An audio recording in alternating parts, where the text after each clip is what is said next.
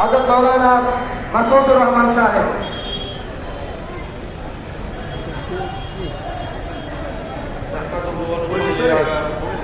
নাই তো তুমি আর গাড় ধরো গাড় ধরে দেখতে আমি সামনে যাই চলো সামনে গেলে দেখতে পাবো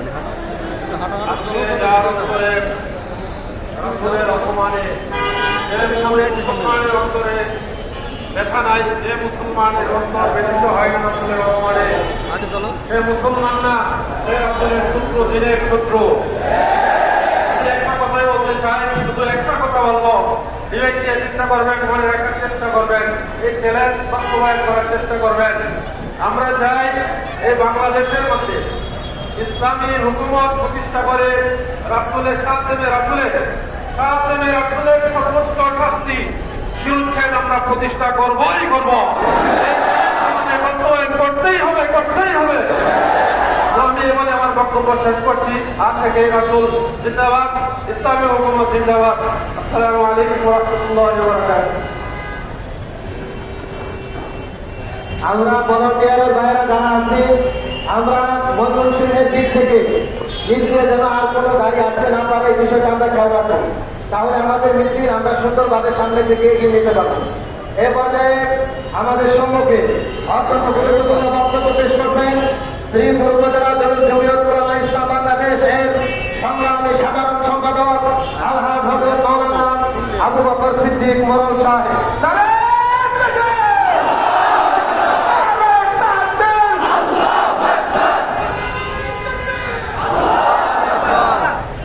আসসালামু আলাইকুম ওয়া রাহমাতুল্লাহি ওয়া বারাকাতুহু।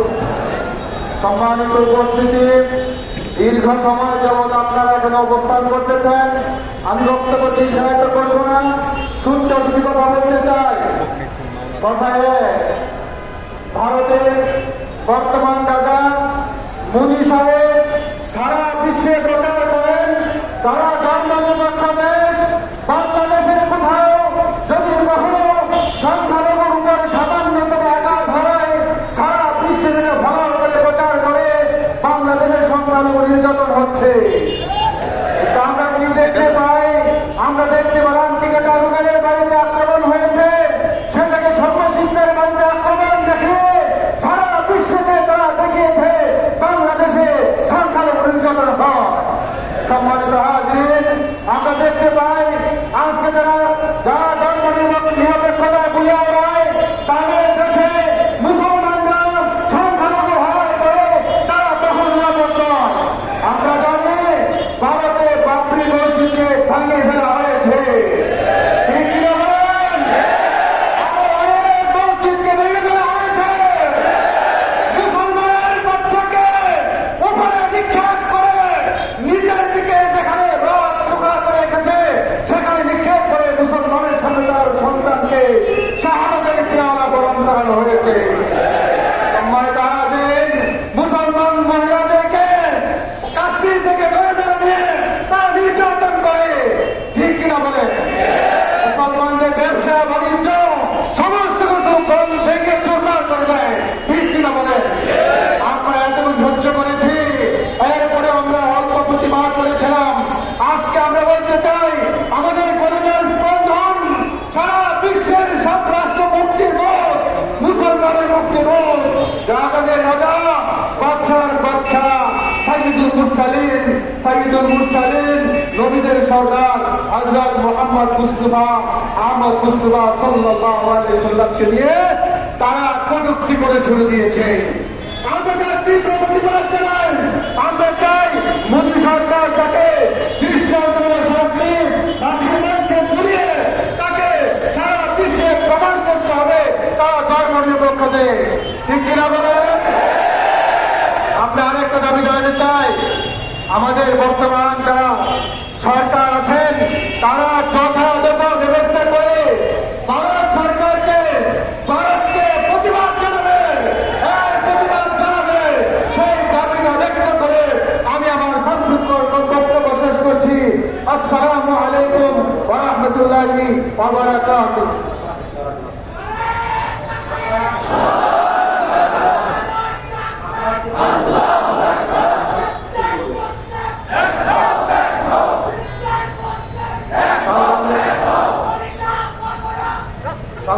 তৌহিদি জনতা, আমরা আমাদের আজকের এই সমাবেশের একেবারে শেষ প্রান্তে চলে এসেছি এবং আমাদের আজকে সমাবেশ এবং পরবর্তী যে বিক্ষোভ মিছিল ইনশাআল্লাহ অল্প কিছুক্ষণের মধ্যেই শান্তি সুশৃঙ্খলভাবে আমরা আমাদের বিক্ষোভ মিছিল ইনশাআল্লাহ শুরু করে দেব। এর পূর্বে এখানে যারা উপস্থিত আছেন আমি সকলের দৃষ্টি আকর্ষণ করব, আজকের যিনি প্রধান আলোচক হিসেবে আমাদের সম্মুখে বক্তব্য রাখবেন, আমরা সকলে তার বক্তব্য মনোযোগ সহকারে শুনব। এরপরে আমাদের মুরব্বীরা যারা আছে ইনশাআল্লাহ আমরা তাদেরকে সামনে দিব। আমরা মুরব্বীদের সামনে যাওয়ার জন্য চেষ্টা না করি, মুরব্বীদেরকে সামনে দিয়ে সুশৃঙ্খলভাবে আমরা আমাদের মিছিল শেষ করব। ঠিক আছে ইনশাআল্লাহ? সম্মানিত তৌহিদি জনতা, আজকে আমরা যে বিষয়ে এখানে একত্রিত হয়েছি বিষয়টি হলো ভারতে একজন হিন্দু পুরোহিত, তার নাম হলো রামগিরি মহারাজ। নাম হলো রামগিরি মহারাজ। সে আমাদের নবীজিকে নিয়ে কটূক্তি করেছে আর তার এই কটূক্তির পক্ষে সমর্থন জানিয়েছে বর্তমান ভারত সরকার, যে মোদী সরকার। এই মোদী সরকারের একজন সংসদ সদস্য যার নাম হল নীতেশ নারায়ণ রান। নীতেশ নারায়ণ রান সংসদ সদস্য হল বিজেপি। যে মোদী সরকার বিজেপি সরকারের প্রধান, এই মোদী সরকারের একজন সংসদ সদস্য যেহেতু এই বক্তব্যকে সমর্থন করেছে, আমরা স্পষ্ট ভাষায় বলতে চাই মোদী সরকারের দায়িত্ব হল তার এই সংসদ সদস্যের পদকে অনতিবিলম্বে বাতিল ঘোষণা করে দৃষ্টান্তমূলক শাস্তি দেওয়ার কথা বলেন ঠিক কিনা? আর মোদী সরকারকে আমরা স্পষ্ট ভাষায় জানিয়ে দিতে চাই, আপনারা জানেন বাংলা ধর্মপ্রাণ মুসলমান আমরা আন্দোলনকে ঠেকানোর জন্য এরকম শত শত তৌহিদি জনতা মাদ্রাসার ছাত্ররা শাহাদাত বরণ করেছিল কথা ঠিক কিনা বলেন? এই বাংলা তৌহিদি জনতা জীবন দিতে পারে, রক্ত দিতে পারে, শাহাদাত বরণ করতে পারে, নবীর ইজ্জত নিয়ে ঝিলিমিলি খেলতে দিতে পারে না। আমরা সর্বশেষ প্রোগ্রাম দিব এবং প্রধান বক্তার বক্তব্য শুনবো। নারায়ণ তাকবীর। আরো দূরে একটা ভাই চুপ থাকবো না ইনশাআল্লাহ। নারায়ণ তাকবীর। নারায়ণ তাকবীর। দুনিয়ার মুসলিম এক হও, এক হও। আমার নেতা তোমার নেতা বিশ্বনবী মুস্তাফা। বিশ্বনবী মুস্তাফা বিশ্বনবীর অপমান শৈলে নারে মুসলমান বিশ্বনবীর অপমান নারে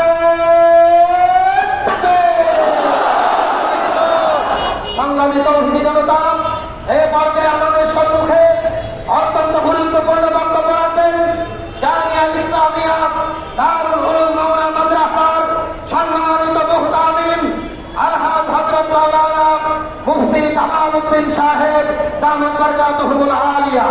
নারায়ণ তাকবীর।